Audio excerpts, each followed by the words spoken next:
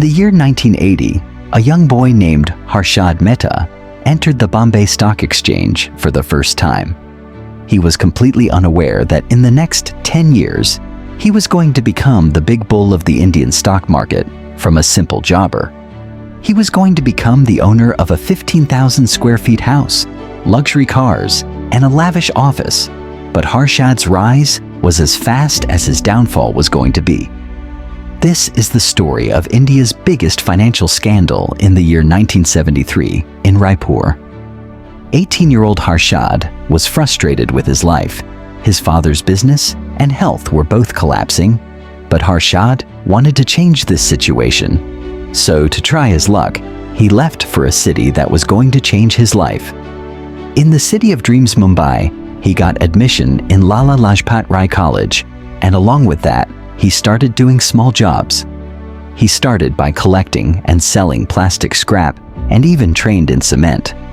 At times, he even carried and delivered the material himself to save money. In the next few years, Harshad's entire family also shifted from Raipur to Mumbai. After completing college in 1977, Harshad took up a job as a clerk in New India Assurance Company at a salary of 600 rupees, and his brother Ashwin Mehta started working in ICECI. Both of them used to do side business along with their jobs, but even after trying many businesses in the next 2 years, they were not able to build a big business. That is why, one day both of them decided that they would now try their luck in the stock market. At that time, there was a trading ring in BSC where shares were bought and sold manually, because electronic trading had not been introduced at that time. Only jobbers and brokers were allowed to enter this trading ring. A jobber's job was to buy and sell shares on behalf of his clients. Seeing the trading going on, Harshad decided that he would also enter this ring and do deals. But for this, he had to become a jobber. He requested a broker named P. Ambalal to become a jobber, and after a lot of effort, he got a batch of jobbers. But his first day as a jobber was very bad. He had a loss of 2,000, but instead of getting sad, he learned from it. In the next few months, he worked a lot on his skills and very soon became one of the most skilled jobbers in the market. Harshad understood that to earn more money in the stock market, he would need internal information about the companies. That too, more than others and before others. He started building connections with such people. Who could give him inside information about the companies, for example? He built connections with the leaders of the labor unions so that he could get the data of the daily production of the companies. When the production increased, he could buy and hold the shares of that company. And when there was a decline or a situation of labor strike, he could sell the shares in advance. Trading on the basis of this kind of inside information is called insider trading. And today it is illegal, but at that time it was legal. Harshad not only traded for others as a jobber, but also started investing his own money in the market. By 1982, he had earned a lot of money on the basis of insider trading and shifted to a big house. But now he was thinking of trying another technique apart from insider trading. Pump Intel. In this, Harshad used to identify a stock which was not being bought and sold much. Then he, along with some of his friends, used to buy a large quantity of this share in a very short time. Due to this, the supply of that share in the market would decrease significantly and the prices would increase suddenly, after which Harshad used to earn a lot of profit by selling part holdings of that share. Due to these innovative strategies of Harshad, his profit was increasing continuously, and he started feeling that now no one can beat him in the market. But then something happened which ruined Harshad completely. On the Black First Day, March 8, 1982, the stock market started normally. But then at around 2 p.m., the market started crashing rapidly, and seeing the crash, everyone started selling. Within 15 minutes, the market saw the fastest fall of that century. Harshad was almost ruined with a loss of 10 lakh rupees. To pay the brokers, Harshad had to mortgage even his wife's jewelry. For the next few months, The entire household expenses were borne by Ashwin's wife, who was a freelance beautician.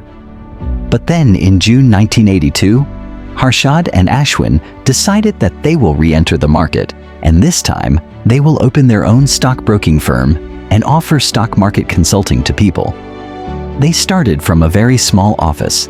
The objective of 𝐸𝐻 Consultants was to provide portfolio management services to wealthy people, basically to get them high returns by investing their surplus money in the market.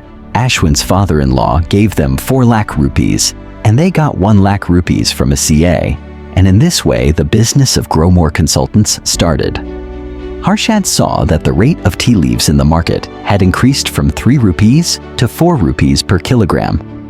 This meant that the companies selling tea leaves were going to make more profit than normal. But even after this, the shares of tea companies were quite undervalued in the market. That is why Harshad started buying shares of companies like McLeod Russell, Tata Tea, and Harrison and Malayalam heavily for his clients. Within a year, the share prices of these companies started increasing rapidly, due to which Harshad and 𝐸𝐻's clients made a lot of money. Due to its high returns, the name of 𝐸𝐻 spread everywhere. People started lining up to invest money in 𝐸𝐻's schemes, and in this way, by 1985, Harshad had become a magician of the stock market.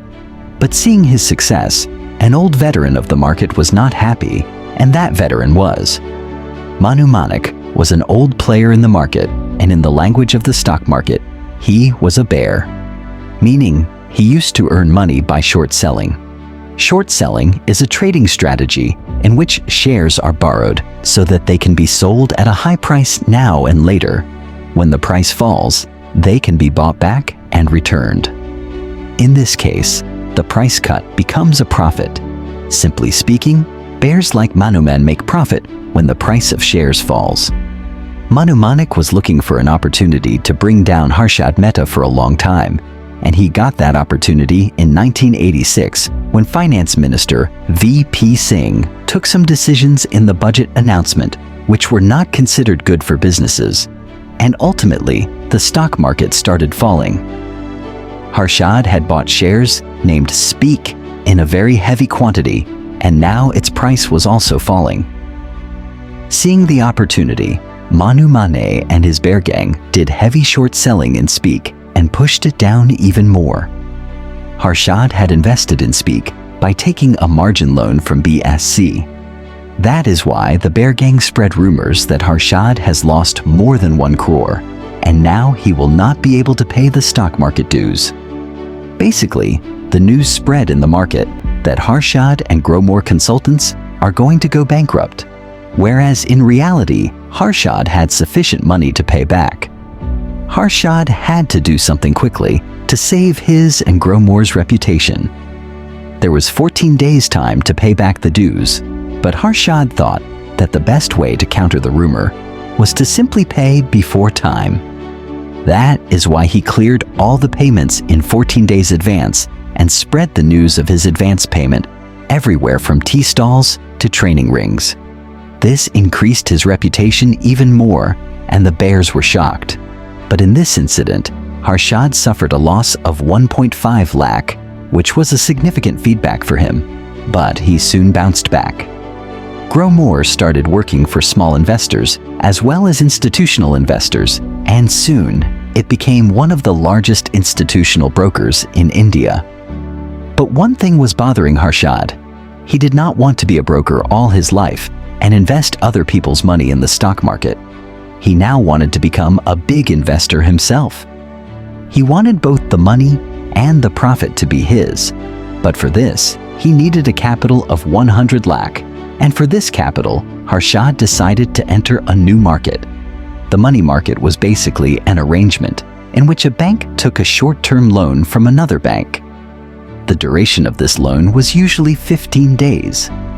Generally, banks used to give loans to each other so that they can earn extra income in the form of interest, and generally any bank used to take this loan when it needed cash for short term. Understand it with an example.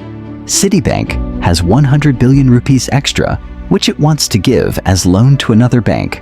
On the other hand, there is Bank of America, which needs 100 billion rupees. In such a situation, Citibank will transfer 100 billion rupees to Bank of America. In return, Bank of America will have to pledge its assets worth 100 crore rupees with Citibank as collateral, and these assets are generally government securities and bonds. After 15 days, Bank of America will return rupees 100 crore plus interest amount to Citibank and take back the pledged security. But there is a catch. In reality, banks never actually transfer the security as collateral to another bank. Instead, they used to issue bank receipts, i.e. BRS, like in this case, in return of a loan of rupees 100 billion. Bank of America did not give its assets or security to Citibank, but gave a BRIE bank receipt. Basically, this BR was a promise of Bank of America to Citibank that if we are unable to repay the loan, then you will get our assets. BRS was used to make this whole process smooth and convenient. This whole transaction between two banks was called RFDEE, Ready Forward D, and these ready forward deals were facilitated by money market brokers, for which these brokers got brokerage, i.e. a fee. And now, Harshad Mehta wanted to become this broker. Harshad saw that some people like Citibank, Ajay Kayan, and Hemant Kothari together run a cartel in the money market and control the whole market. Basically, this cartel did not allow any new broker to enter the money market. To deal with them, Harshad identified banks that were not happy with the control of the cartel, such as Bank of America and ANG Bank. Harshad offered his broking services to them and formed his own kind of cartel with these banks. Within 2 years, Harshad had become a top broker in the money market and was earning a lot of money in brokerage, but he had not come to the money market to earn brokerage. He had a plan in his mind to earn thousands of crores in the stock market by using the money market, and this plan of his was going to take the shape of India's biggest financial scam in the future. To save time in the money market, many banks used to transfer money to the broker's account in advance so that the broker could transfer the money to another bank as soon as he got the best deal and get the security, BR. Harshad saw a big loophole here. He noticed that when banks transfer money to him in advance, the money remains in his account for 10 to 15 days before the deal is finalized. Harshad started investing this money in the stock market and started artificially increasing the price of his favorite stocks. And then when the time came to close the deal, he sold the shares and kept the profit for himself and executed the money market deal with the remaining money. Apart from this, Harshad found another loophole. He saw that no one verified the bank which gave the BR in exchange for the loan. Meaning, it was not checked that the security against which the BR was issued was true. Did the bank which issued the BR really have that security? Or not? Seeing this, Harshad started bribing some small banks like Bank of 𝐸𝐴 and getting fake BRs made from them. In this case, Harshad used to take loan money from a bank and put it directly in the stock market, and after getting fake BRs made from Bank of 𝐸𝐴, he used to give it to the bank which gave the loan. In this way, Harshad not only had more money to invest in the stock market than before, but also for a longer period of time. Between 1990 and 1992, Harshad used this money to take the market to new heights. The Sensex, which was at around 800 points in 1991, reached around 4,000 points by April 1992. That means a growth of almost 460% in just 2 years. Harshad Mehta's favorite stocks, like ACC, had crossed the price of 10,000 from 300, and the price of Apollo tires had also increased 10 times. And despite many efforts of other bears to bring the market down, the market was continuously going up, because now Harshad had a whole treasure of money to take the market up. As soon as the money came, Harshad bought a lavish paint house of 15,000 square feet. There were 29 cars, which included India's first imported Lexus car, and with all this, Harshad got a new name, the Big Bull. Harshad's influence in the market had increased to such an extent that the price of the shares he touched started increasing. When he bought shares of Mazda Industries, not only did its price increase, but the price of another company named Swaraj Mazda also started increasing, simply because its name had Mazda, and people thought that Harshad had bought shares of this company. The media also started showing Harshad as larger than life. He was on the cover of magazines like Business India and Business Today. The media was showing his Lewis Terrace and car collection and was also calling him India's highest income taxpayer. But this money, fame, and success kept on increasing on Harshad's wings. He started considering himself as God. Even after so much success, he did not want to stop. In fact, he had set targets to earn more profit than the global investment bank Merrill Lynch and Tata's telco company. But destiny had some other plans for him. Very soon, he was going to have a painful downfall. In 1991 itself, RBI got a tip that BRS was being misused in the money market. That is why they ordered an inquiry against some banks and also issued strict guidelines related to the use of BRS for all the banks, meaning it had become very difficult to operate in the money market using fake BRS. But even after this, Harshad took an amount of 500 crore from SBI in December 1991. Like every time, he invested this money in pumping shares in the stock market. But this time, he was not able to get fake BRS from another bank and give it to SBI. During this, he bribed an SBI employee, R. Sitaraman, and asked him to manipulate the records of SBI so that senior SBI officers do not come to know about this security gap of 500 billion rupees. But even after all this, SBI officials came to know about the gap of 500 billion rupees in their records in April 1992. SBI confronted Harshad and started pressuring him to return the money. Harshad desperately needed the money so that he could keep the stock market afloat. But it was also important to return the money on time because if SBI took legal action, his entire scam would be exposed. Ashwin suggested that Harshad sell his stocks and return the money to SBI. But Harshad did not want to do this so that he could avoid paying taxes. Harshad asked for some time from SBI and took money from another bank, NHB, and started returning the money to SBI in installments. But by then, it was too late. Times of India reporter Sucheta Dalal came to know about this entire case and published the news on the front page of 23rd April, 1992. 500 crore rupees were missing from SBI's account, and the big bull, i.e. Harshad Mehta, was behind it. Due to this exposure, voices were raised against the government in the parliament, and the government panicked and started investigations of income tax, RBI and CBI on Harshad. One by one, the entire scandal of money market and stock market started coming to light. The whole country came to know how the stock market was artificially inflated for years by using bank money very cleverly. Panic spread in the stock market as well. Harshad Mehta's stocks suffered the worst, and retail investors also lost millions of crores. Bank of India and Metropolitan Cumber, the operator banks from which Harshad had made fake BRS, collapsed, and when the size of this entire scam was assessed, it was more than 4,000 crore rupees. On 4th June 1919, Harshad Mehta and Ashwin Mehta were arrested, and their assets like houses, bank accounts, and cars were also seized. This legal battle continued for years.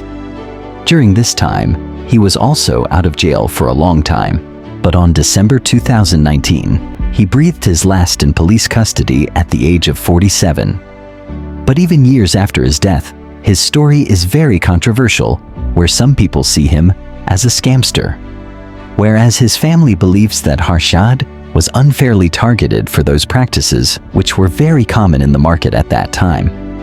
But in my opinion, the truth lies somewhere between these two views.